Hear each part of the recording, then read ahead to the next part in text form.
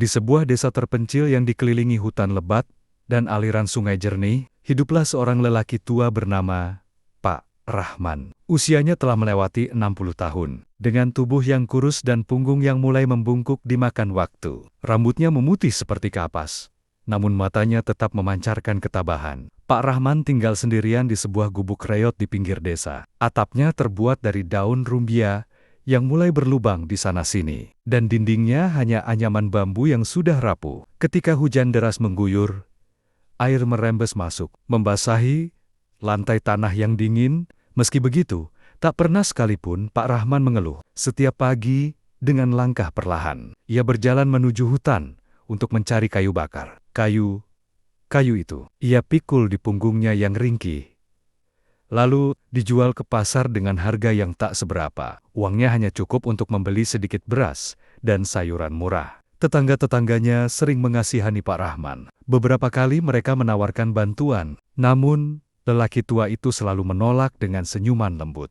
"Aku masih kuat bekerja, jangan khawatirkan aku," katanya setiap kali. Baginya, menerima bantuan adalah beban. Ia ingin hidup dengan hasil keringatnya sendiri, meski serba kekurangan. Kesepian sering datang menghampiri, terutama di malam-malam panjang saat angin berhembus dingin menerpa dinding bambunya. Istrinya sudah lama meninggal, dan mereka tak dikaruniai anak. Pak Rahman tak punya siapa-siapa lagi di dunia ini. Namun ia selalu mencoba mengisi kesunyian dengan kesibukan sederhana, memperbaiki anyaman dinding, membersihkan halaman, atau sekadar menatap bintang di langit malam sambil merenungi hidup. Suatu malam, saat angin bertiup lebih kencang dari biasanya, Pak Rahman bermimpi aneh. Ia melihat sungai di hutan belakang desa bersinar terang. Di sana, seekor buaya putih muncul dari dalam air, menatapnya dalam-dalam sebelum perlahan tenggelam kembali. Pak Rahman terbangun dengan keringat dingin membasahi dahinya. Ia tak pernah melihat buaya putih seumur hidupnya. Di desa, sering terdengar cerita mistis tentang penunggu sungai yang berwujud buaya putih. Namun, ia tak pernah mempercayainya. Baginya, itu hanyalah dongeng untuk menakuti anak-anak agar tidak bermain di tepi sungai. Pak Rahman menghela napas panjang, mencoba melupakan mimpi itu. Namun, perasaan aneh tak juga hilang. Seolah-olah mimpi tersebut bukan sekadar bunga tidur, melainkan pertanda akan sesuatu yang besar. Sesuatu yang akan mengubah hidupnya selamanya. Keesokan paginya, Pak Rahman terbangun lebih awal dari biasanya. Pikirannya masih dipenuhi oleh mimpi aneh tentang buaya putih. Meskipun ia mencoba mengabaikannya, entah mengapa hatinya merasa gelisah. Seperti biasa, ia memikul keranjang anyaman dan berjalan menuju hutan untuk mencari kayu bakar. Namun, kali ini langkahnya terasa lebih berat, seolah-olah ada sesuatu yang menariknya ke arah sungai di dalam hutan. Setelah berpikir sejenak, ia memutuskan untuk singgah di sana sebelum melanjutkan pekerjaannya. Begitu tiba di tepi sungai, Pak Rahman berdiri diam, mengamati air yang mengalir tenang. Udara pagi masih sejuk, dan burung-burung berkicau riang di antara pepohonan. Ia menghela napas lega, menikmati ketenangan itu. Namun, tiba-tiba telinganya menangkap suara aneh. Suara percikan air yang tidak biasa. Pak Rahman menajamkan pandangannya dan melihat sesuatu bergerak di sela-sela akar bakau di pinggir sungai. Ia melangkah lebih dekat dan terkejut melihat seekor buaya besar berwarna putih keperakan sedang terperangkap dalam jaring yang kusut. Buaya itu tampak lemah, napasnya tersengal-sengal, dan matanya memancarkan kepasrahan. Jantung Pak Rahman berdegup kencang. Ia tahu buaya adalah hewan berbahaya.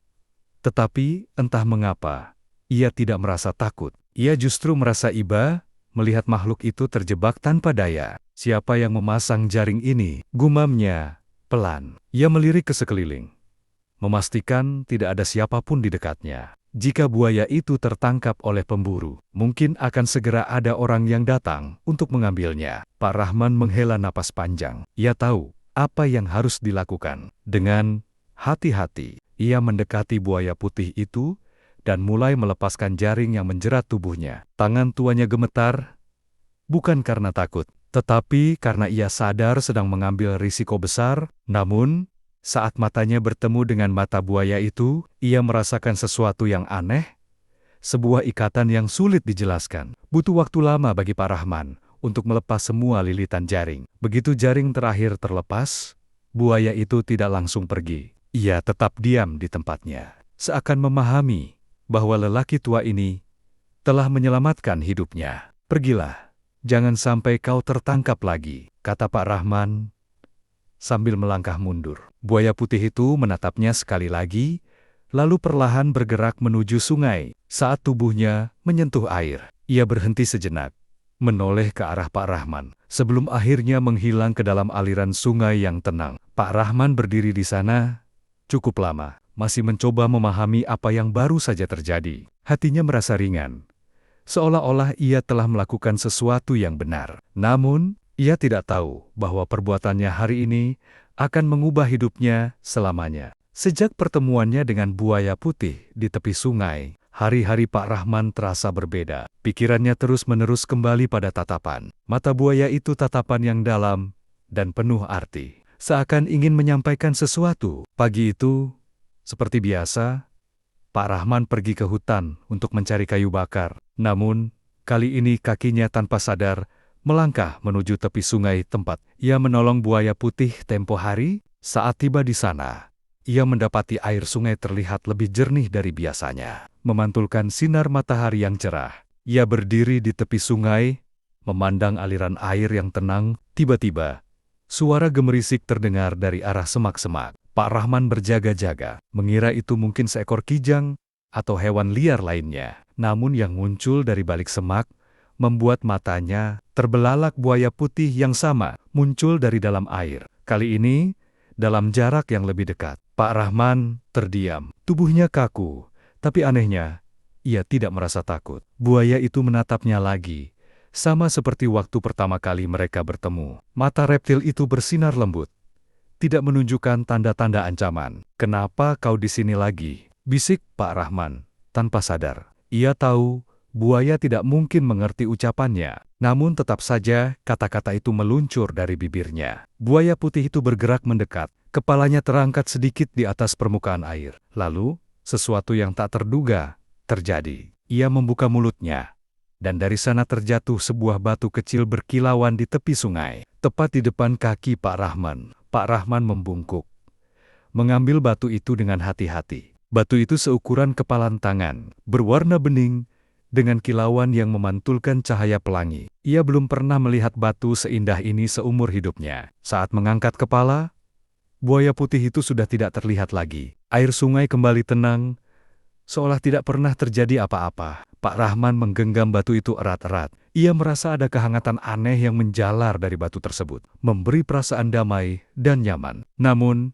hatinya juga dipenuhi rasa penasaran. Mengapa buaya itu memberinya batu ini? Apakah ini semacam tanda terima kasih? Dengan pikiran berkecamuk, Pak Rahman memutuskan untuk membawa batu itu pulang. Sesampainya di gubuk, ia meletakkannya di meja bambu kecil di sudut ruangan. Batu itu terus berkilauan, menerangi gubuk reyotnya dengan cahaya lembut yang hangat. Malam itu, Pak Rahman tidur lebih nyenyak dari biasanya. Ia bermimpi berada di tengah taman bunga yang indah, dengan angin sepoi-sepoi yang menenangkan. Di sana, ia melihat bayangan buaya putih yang melintas. Namun kali ini, wujudnya berubah menjadi sosok manusia, berjubah putih yang tersenyum kepadanya. Sebelum perlahan menghilang di balik cahaya terang, Pak Rahman terbangun dengan jantung berdebar. Mimpi itu terasa sangat nyata, seperti sebuah pesan yang ingin disampaikan. Ia bangkit dari tempat tidurnya dan melihat ke arah batu di meja bambu. Kilauannya masih sama,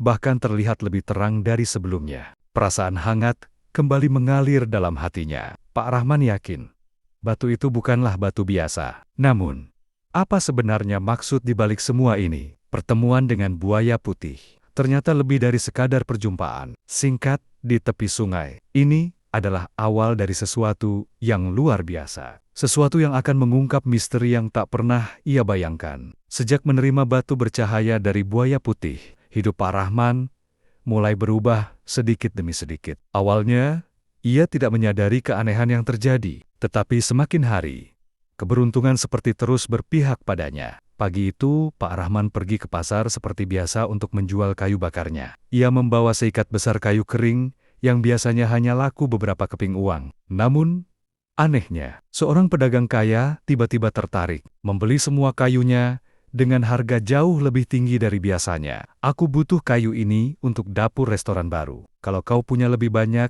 besok bawalah lagi. Aku akan bayar lebih mahal, kata pedagang itu sambil tersenyum. Pak Rahman terkejut. Seumur hidupnya, ia tidak pernah mendapat pembeli sebaik itu. Dengan uang yang lebih banyak dari biasanya, ia bisa membeli beras, ikan, dan bahkan beberapa helai pakaian baru. Hari-hari berikutnya, keberuntungan terus mengikuti Pak Rahman. Setiap kali ia membawa kayu ke pasar, selalu ada yang membeli dengan harga tinggi. Tidak hanya itu, ladang kecil di belakang gubuknya yang dulu tandus, tiba-tiba mulai subur. Tanaman yang ia tanam tumbuh lebat dan menghasilkan sayuran yang lebih segar dan besar dari sebelumnya. Pak Rahman mulai bertanya-tanya, apakah semua ini ada hubungannya dengan batu bercahaya dari buaya putih? Pada suatu malam, ia mencoba menguji sesuatu. Ia mengambil batu itu dan menggosoknya perlahan sambil berbisik, "Jika kau benar-benar membawa keberuntungan,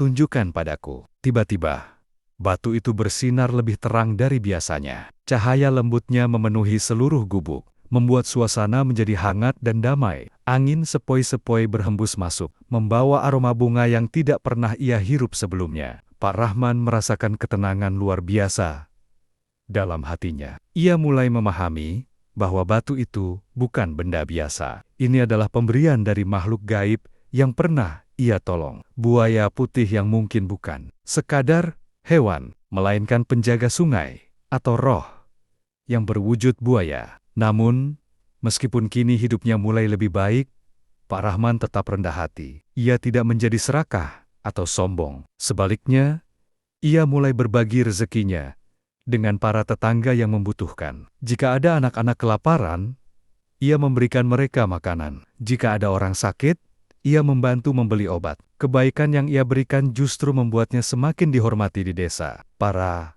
tetangga yang dulu hanya sekadar mengenalnya kini sering datang ke gubuknya untuk mengobrol dan berbagi cerita. Hidup Pak Rahman yang dulu sepi, kini dipenuhi kehangatan persahabatan. Namun, di balik semua keberuntungan ini, Pak Rahman masih menyimpan pertanyaan besar.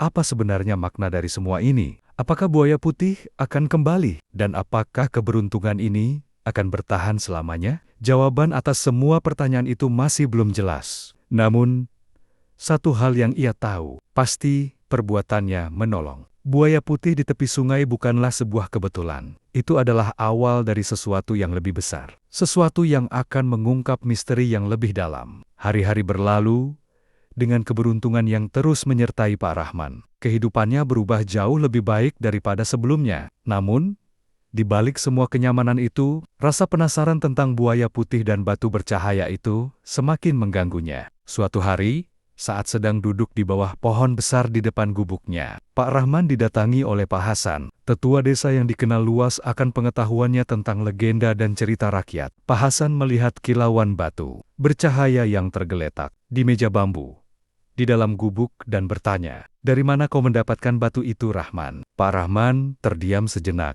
lalu menceritakan semua yang terjadi, mulai dari pertemuannya dengan buaya putih yang terperangkap jaring, hingga batu bercahaya yang diberikan kepadanya. Pak Hasan mendengarkan dengan seksama.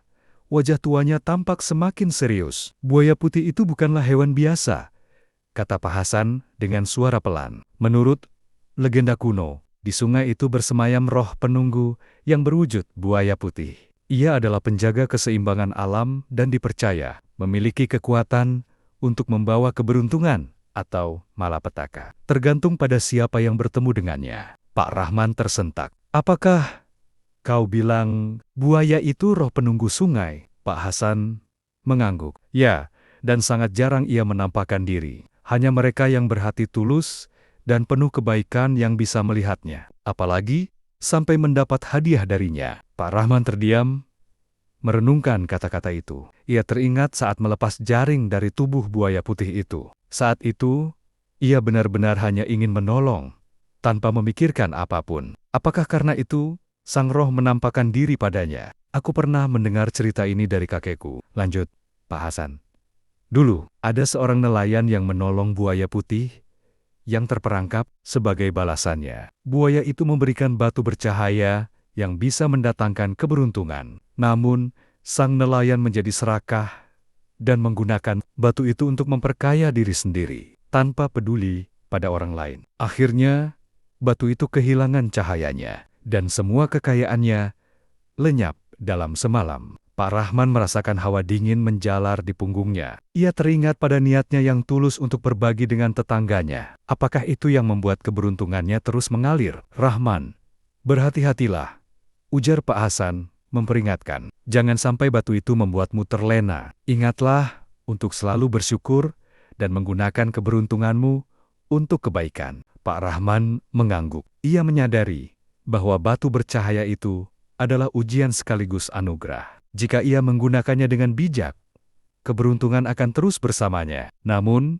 jika ia serakah, semuanya bisa hilang dalam sekejap. Sore itu, setelah Pak Hasan pulang, Pak Rahman pergi ke tepi sungai tempat pertama kali bertemu buaya putih. Ia berdiri di sana cukup lama, menatap air yang mengalir tenang. Ia berharap bisa bertemu buaya putih itu lagi. Bukan untuk meminta lebih banyak keberuntungan, tetapi untuk mengucapkan terima kasih. Namun, buaya putih itu tidak muncul. Yang terdengar hanya suara aliran, sungai, dan angin yang berhembus lembut di antara pepohonan. Meski begitu, Pak Rahman merasa tenang. Ia tahu bahwa sang roh penunggu sungai pasti mengawasinya. Dengan hati yang penuh syukur, Pak Rahman pulang ke gubuknya. Ia meletakkan batu bercahaya itu di tempat yang aman, lalu berdoa dalam hening, berharap dirinya selalu diberi kekuatan untuk menjaga ketulusan hatinya. Namun, tanpa ia sadari, dari dalam sungai, sepasang mata berwarna keemasan mengintai dari kejauhan, memperhatikan setiap langkahnya. Malam itu, langit dipenuhi bintang, dan angin berhembus lembut menerpa gubuk sederhana Pak Rahman. Ia duduk di depan rumah, menatap batu bercahaya yang masih bersinar redup di tangannya. Hatinya penuh rasa syukur, tetapi juga diliputi rasa penasaran. Apakah ia akan bertemu lagi dengan buaya putih itu? Tiba-tiba, angin bertiup lebih kencang, membawa aroma air sungai yang segar. Pak Rahman merasa ada sesuatu yang memanggilnya, seolah tubuhnya bergerak sendiri. Ia berdiri dan berjalan menuju tepi sungai, tempat pertemuan pertamanya dengan buaya putih. Saat tiba di sana, suasana begitu hening. Air sungai berkilauan di bawah sinar bulan, dan kabut tipis melayang di atas permukaan air. Pak Rahman menunggu, berharap sesuatu akan terjadi. Tak lama, ria kecil muncul di tengah sungai, diikuti oleh kemunculan sosok besar yang sangat dikenalnya. Buaya putih itu perlahan muncul ke permukaan. Tubuhnya bersinar keperakan di bawah cahaya rembulan. Namun, kali ini ada sesuatu yang berbeda. Matanya yang bersinar keemasan tampak lebih dalam, lebih bijaksana, seolah bukan sekadar mata seekor hewan biasa. Pak Rahman tidak bergerak, membiarkan buaya itu mendekat hingga hanya beberapa langkah darinya. Lalu, sesuatu yang mengejutkan terjadi. Buaya itu mengeluarkan suara pelan, bukan geraman, tetapi lebih seperti suara yang memiliki makna. Dan sebelum Pak Rahman sempat bereaksi, sosok buaya itu mulai berubah.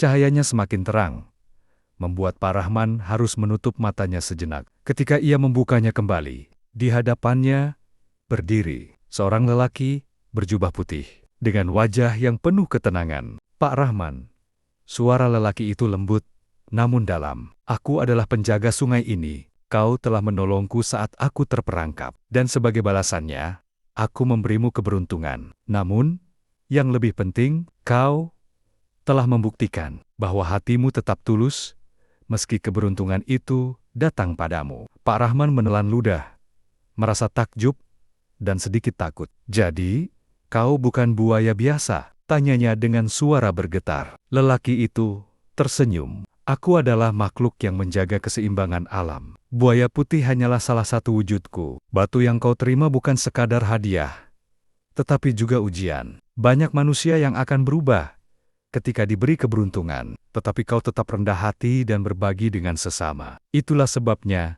keberuntunganmu tetap ada. Pak Rahman mengangguk, merasa semua pertanyaannya selama ini terjawab. Namun, ada satu hal yang masih mengganggu pikirannya. Apakah batu ini harus aku simpan selamanya? Tanyanya sambil menggenggam batu bercahaya itu. Lelaki berjubah putih itu tersenyum lembut. Keberuntungan sejati bukan berasal dari batu itu, tetapi dari kebaikan hatimu. Batu itu hanyalah simbol. Jika kau merasa sudah cukup, kau boleh mengembalikannya ke sungai, dan alam akan tetap menjagamu. Pak Rahman memandang batu bercahaya itu sekali lagi. Ia menyadari bahwa selama ini keberuntungannya bukan karena batu itu semata, melainkan karena niat baik yang selalu ia tanamkan. Dengan hati yang mantap, ia berjalan ke tepi sungai dan perlahan-lahan meletakkan batu itu di dalam air. Begitu batu itu menyentuh permukaan sungai, cahaya keemasan menyebar, menerangi air sejenak sebelum akhirnya menghilang. Lelaki berjubah putih itu tersenyum puas. Kau telah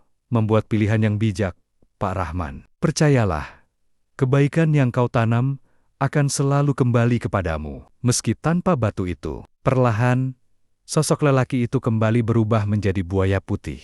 Ia menatap Pak Rahman untuk terakhir kalinya sebelum menyelam ke dalam sungai, menghilang di bawah permukaan air yang kini tampak lebih jernih dari sebelumnya. Pak Rahman berdiri di sana cukup lama, meresapi apa yang baru saja terjadi. Ia merasa lega, seakan sebuah beban telah terangkat dari pundaknya. Ketika ia kembali ke gubuknya, langit tampak lebih cerah, dan hatinya terasa lebih ringan. Kini ia mengerti bahwa keberuntungan sejati tidak datang dari benda ajaib, tetapi dari hati yang ikhlas dan perbuatan baik yang selalu ia lakukan. Malam itu, Pak Rahman tidur dengan senyum di wajahnya, siap menjalani hidupnya dengan penuh keyakinan bahwa selama ia terus berbuat baik, keberuntungan akan selalu menyertainya, dalam cara yang tidak selalu terlihat, tetapi pasti terasa.